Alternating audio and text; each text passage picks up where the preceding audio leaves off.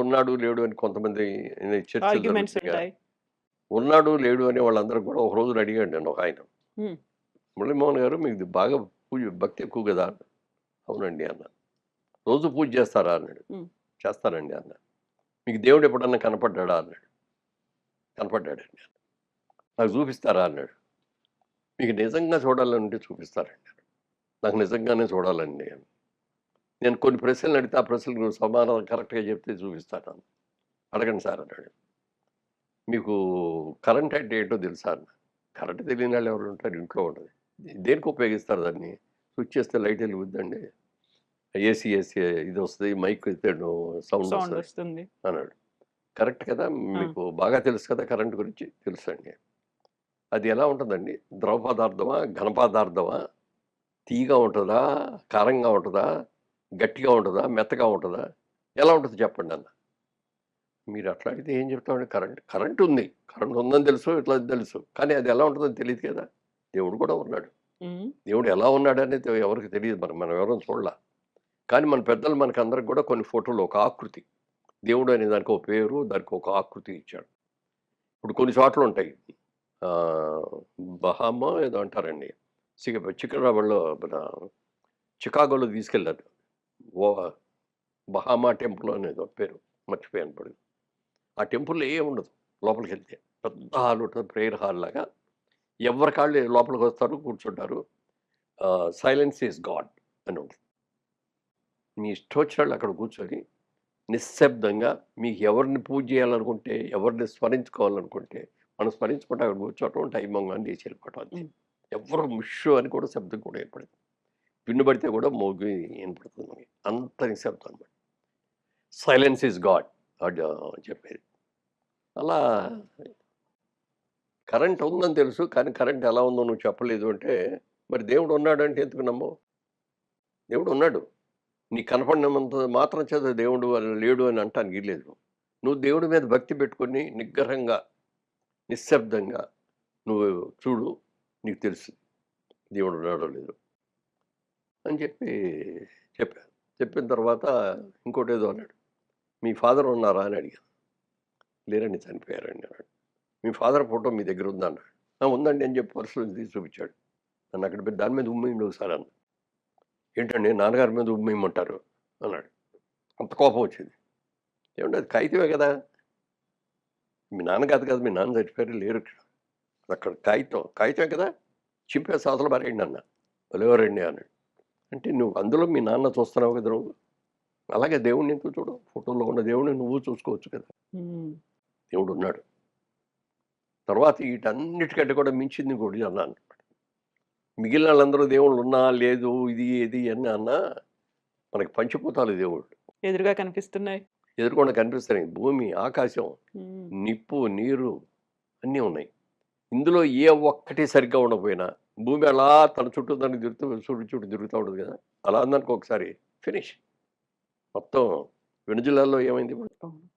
ఒక నిమిషంలో 2 సార్లు వచ్చిందంట. 2 సార్లు వచ్చేదానికి 50,000 మంది కనపట్లేదు. ఎంతమంది చచ్చిపోయారో తెలీదు. ఇప్పుడు ఒక 1000 మంది ఐడెంటిఫై చేసిన శవాలు. అలా భూమి కంపించినా మనం తట్టుకోలేము. సముద్రం పొంగిందనుకోండి మొత్తం మటాష్. అలాగే గాలి. ఇవాళ రెస్ట్ తీసుకుందాంలే అని చెప్పి గాలి రావడం మానేసిందనుకో ఎంతసేపు ఉంటావు నువ్వు? గాలి పీల్చుకుంటే ఎంతసేపు ఉండగలవు? అవును. చచ్చిపోతాం. అలాగే ప్రతిదీ.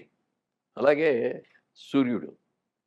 ఒక్కరోజు రోజు వస్తున్నాను కదా! ఒకరోజు 4 రోజులు రెస్ట్ తీసుకుంటాను కానీ సూర్యుడు రాలేదనుకోండి అసలేమైపోద్ది? అసలు సూర్యుడనేది రాబట్టి, ఆ హీట్ ఉండబట్టి మనకు ఇలా కూర్చోగలుగుతాం. సూర్యుడు లేదు ఈ 2 రోజులు అసలు గడ్డకట్టేస్తాం మనం. అందుకని సూర్యుడు నీ ప్రత్యక్ష దైవాలే గదా!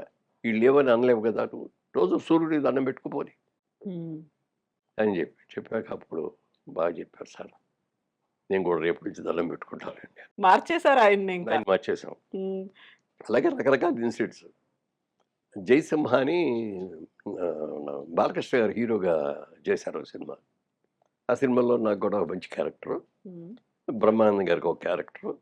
మేమందరం కలిసి అదే ఊరది తమిళనాడులో ఉంది. హ్మ్. హ్మ్. ఏదో పేరు పేరు కాదు సరిగ్గా గుర్తులేదు. అక్కడికెళ్ళాం షూటింగ్. ఒక హోటల్‌లో మాకు ఇచ్చారు. కాటేజ్‌లో. ఎవరి కాటేజ్ వాళ్ళకుంది. మధ్యలో పెద్ద స్విమ్మింగ్ పూల్ ఉంది. నేను మామూలుగా 5కి లేచి ఇది చేస్తుంటే, అప్పటికి బాలకృష్ణ గారు 3కే లేచి హ్మ్. ఆయన జిమ్‌లో ప్రాక్టీస్ చేసి, నేను లేచి ఇట్లా వస్తా ఉండగా ఆయన లోపలికొచ్చారు. "బాబు అయిపోయిందా?" అంటే, "అయిపోయిందండి" అన్నాడు. వెళ్ళిపోయి స్నానం చేస్తాను. నేను ఇయన్నీ చేసి వచ్చేటప్పటికి ఆయన మంత్రాలు చదువుతూ ఉంటాడు. అట్లా దేవుడు. నేను నాకున్న పూజ ప్రకారం నేను స్నానం చేసిన తర్వాత మామూలు 9కి వెళ్ళిపోవాలి కాబట్టి హ్మ్. 8:30 లోపల పూజ అయ్యేటట్టుగా కూర్చోను. ఆ రోజున నాకు షూటింగ్ లేదు. బ్రహ్మానందం గారికి షూటింగ్ లేదు. బాలకృష్ణ గారికి షూటింగ్ ఉండి వెళ్ళిపోయారు ఆయన. ఆయనకి చాలా పట్టుదలలు ఎక్కువ కొన్ని. ఆ రోజున ఏదైనా మంచిది కాదు ఈ టైం అన్నారనుకోండి. దానికి ముందన్నా బయలుదేరతాడు, లేకపోతే అది అయిన తర్వాతన్నా బయలుదేరతాడు. అంత ఇదిగా అనమాట. అక్కడ ఎవరు ఉండరో తెలీదు. షూటింగ్ మొదలవ్వలేదు అనేసి ఎళ్లి కార్‌లో అట్ట పడుకొని ఉంటాడు. అంత స్ట్రిక్ట్‌గా ఉంటాడనమాట. హ్మ్. సరే నా పూజ అయిపోయింది. ఈయనొచ్చి కూర్చున్నాడు బయట. ఇంకా అవుద్ది, ఇంకా అవుద్ది అని చూస్తున్నాడు. నేను నా పూజ ఎలా చేస్తానంటే ఇదివరకు నిశ్శబ్దంగా చేస్తాం కదా ఎవరైనా. నాకు మొదట్లో ఆ వాయిస్ కొంచెం పేలగా ఉండేది. అప్పుడు అందరూ చెప్పారు వాయిస్ ప్రాక్టీస్ చెయ్యి అది ఇది అని. అప్పుడు ఏం చేయాలి రకరకాలని ఆలోచించిన దాంట్లో ఇదొచ్చింది. రోజు శ్లోకాలు పూజ చదవడమా? చేస్తాం కదా! రోజు మనం చదివే శ్లోకాలు గాని, ఇయి గాని మంత్రాలు గాని బాగా బిగ్గరగా చదువుదాం ప్రాక్టీస్ అవుతుంది అని. అలా నేర్చుకుని నేను పూజ చేసుకున్నాను. అయిపోయింది. బయటకొచ్చి చూస్తే బ్రహ్మానందం గారు కూర్చున్నాడు. "ఎంతసేపు అయిందండి వచ్చానా?" "మీరు పూజ మొదలెట్టినప్పుడు వచ్చాను. అప్పటి నుంచి ఎప్పటికి అవుద్దా? అవుద్దా? అని కూర్చున్నాను." అన్న తర్వాత అడిగాడాయన. "మీరు ఎవరిని పూజ చేస్తారు అండి?" అన్నాడు. "నేను అందరిని పూజ చేస్తానండి. అన్ని శ్లోకాలు చదువుకుంటాను.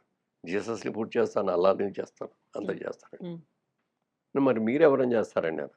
"నేను ఒక్క వెంకటేశ్వర స్వామికే చేస్తా. ఇంకెవరికి చేయను" అన్నాడు. "అదేంటి?" అన్నా. ఆయన ఒక ఇది చెప్పాడు. ఇప్పుడు మన సర్వెంట్సు 4 ఇళ్లలో 4 చోట్ల పనులు చేసేసి వెళ్ళిపోతారు కదా! అలా ఒక సర్వెంట్ ఉందనుకోండి. హ్మ్.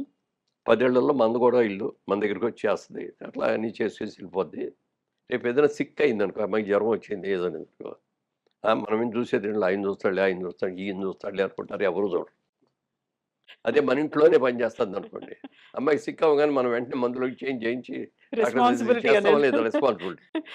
అలాగే అందరి దేవుళ్ళైతే ఆ దేవుడు చూసుకుంటాడులే, ఈ దేవుడు చూసుకుంటాడులే దేవుళ్ళు కూడా ఎవరు చూడరు.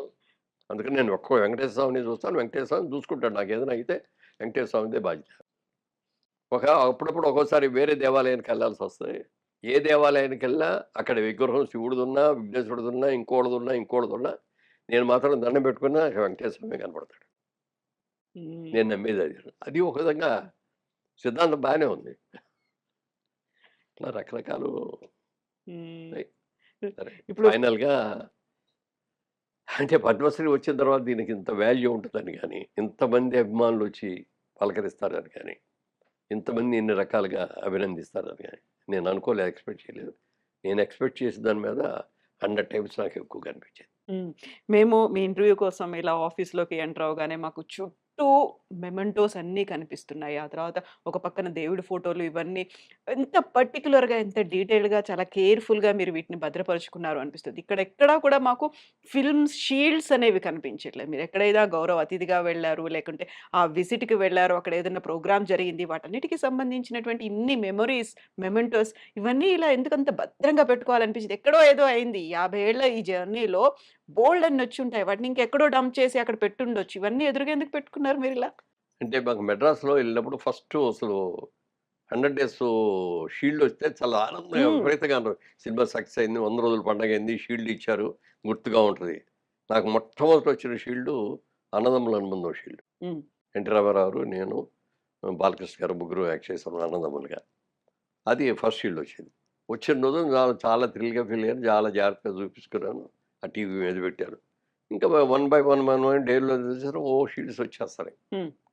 వీటికన్నిటికి ఇది కట్టాలి వీటిలో అక్కడెక్కడ పెట్టం కుదరదని మంచి షోకేస్ కట్టుకున్నాం. దాంట్లో పెట్టుకున్నాం. ఇంకా అయి నిండిపోయేది.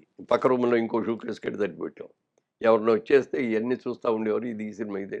సార్ ఇదేనండి మా ఆస్తి అని చూపించాం. నేను. అంటే అదొక సంతృప్తి. ఒక్కో దాన్ని చూస్తే ఒక్కో గుర్తు, హ్మ్. ఒక్కో జ్ఞాపకం, ఒక్కో అనుభవం ఇయన్నీ ఉంటాయి. అట్లా అట్లా చూసి అందుకని చాలా జాగ్రత్తగా దాచుకునేవాడిని నేను. ఇక్కడికొచ్చేటప్పుడు లారీలో ఏసి తీసుకొచ్చి అప్పటికి షోకేసులు రెడీ అవ్వక రూమ్‌లో పడి తడిసిపోయి అన్నీ ఊడిపోయి మొత్తం అక్కడి నుంచి తెచ్చినవి అన్నీ పోయినాయి. సినిమా షీల్డ్‌లు అన్నీ పాడైపోయినాయి. హ్మ్. ఇక ఆ తర్వాత నుంచి ఇక్కడికొచ్చిన షీల్డ్‌లు, ఇక్కడికొచ్చిన ఇవన్నీ మాత్రం జాగ్రత్త చేసుకున్నాం. చాలా జాగ్రత్తగా పెట్టుకున్నారు. సో, వీటన్నిటిని మళ్ళీ ప్రాపర్‌గా ఎక్కడైనా అరేంజ్ చేయాలి, వాటిని మెయింటైన్ చేయాలి అనేది అనిపిస్తుందా? ఇట్లాగే ఉంచుతారా అంటే వీటిని? అక్కినేని నాగేశ్వరరావు గారు చేయించారు. దానికి అన్నపూర్ణ స్టూడియోలో ఒక చక్కగా ఒక బిల్డింగు కట్టి, ఆ బిల్డింగ్‌లో లోపల అయన్నీ డెకరేట్ చేసి పెట్టారు. హ్మ్. నాకు అన్ని షీల్డ్‌లు ఆయనకొచ్చినాయి. నీకు ఎన్ని షీల్డ్‌లొచ్చినాయని. ఆయనకి పద్మశ్రీ వచ్చింది, పద్మభూషణ్ వచ్చింది, పద్మవిభూషణ్ వచ్చింది. ఒక భారతరత్న ఒక్కటి రాలేదు తప్ప. మరి అలాగే సినిమాల్లో పెద్ద అవార్డులాగా దాదాపు దాదాసాహెబ్ ఫాల్కే అవార్డ్ వచ్చింది. రఘుపతి వెంకయ్య అవార్డ్ వచ్చింది. ఎన్నో ఇట్లాంటివి ఎన్నో ఉన్నాయి. ఆళ్ళకి అన్ని అవార్డులు ఉన్నాయి కాబట్టి దాన్ని ఓ బిల్డింగే సెపరేట్‌గా కట్టి ఇది చేశాడు. హ్మ్. మాకు ఇయన్నీ అన్నీ లేవు. అందుకని కాకపోతే ఉన్నాళ్ళ చెప్పే దాంట్లో ఒక రూమ్‌లో డెకరేట్ చేద్దాం అని అనుకున్నాం. హ్మ్. దేనికది ఇప్పుడు అన్నీ కూడా కలివిడిగా పెట్టేసి ఉన్నాయి ఒకదాని మీద ఒకటి. హ్మ్.